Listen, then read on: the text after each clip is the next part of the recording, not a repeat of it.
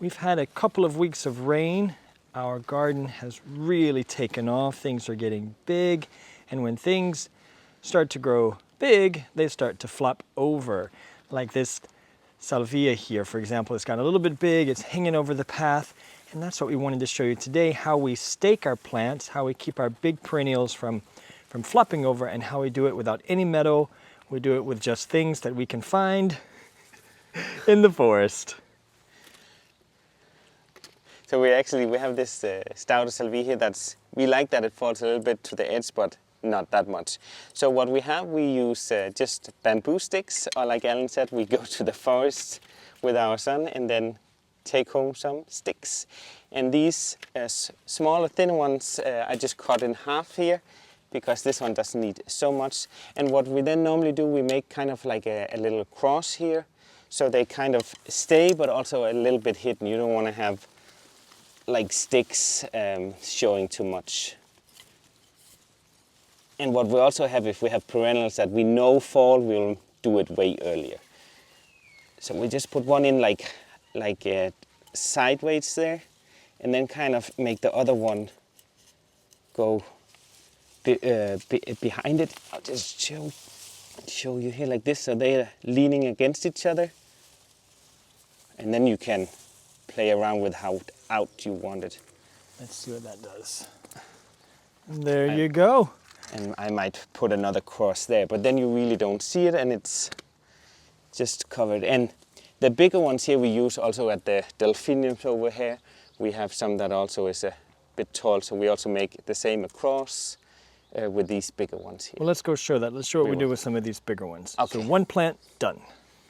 While Lars is making his way to the back of the border to show the delphinium, I'll try to get a little closer on how that bamboo just disappears. So we ended up putting two.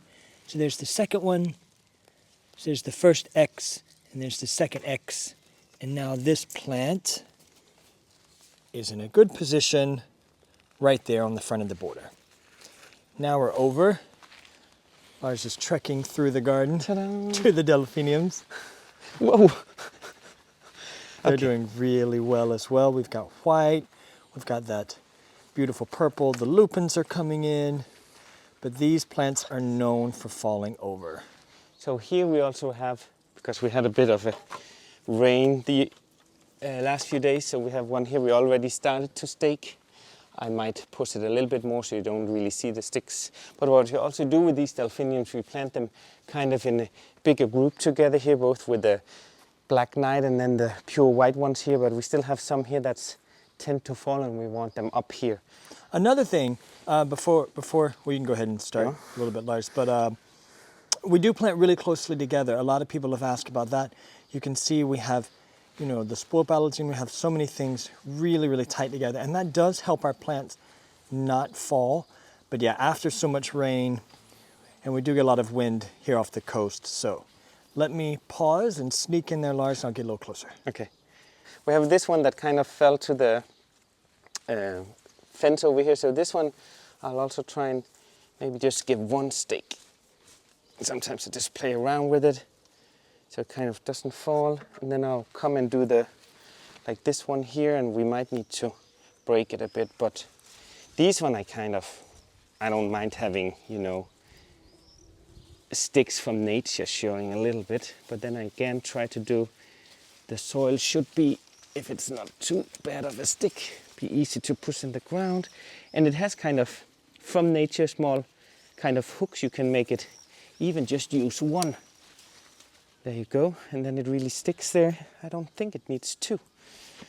What we like about this, and this is what we've just always done, but we also, then we don't have to bring in a bunch of metal. We don't have to go out and buy anything. These are readily available in the forest for free. There we go. Yeah, then when you look from a distance, okay, now we're all focusing on it.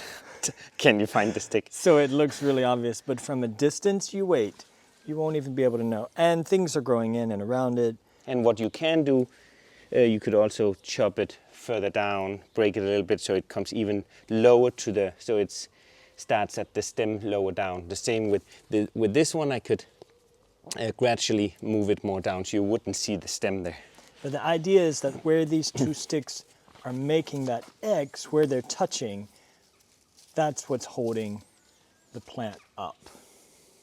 Good job, Lars. These are... And look at this delphinium. It's taller Yeah, than the it's butterfly really bush. crazy. Good thing you staked it. And generally, just a lot of them are just early on flowering. But that looks much better, right? Much better.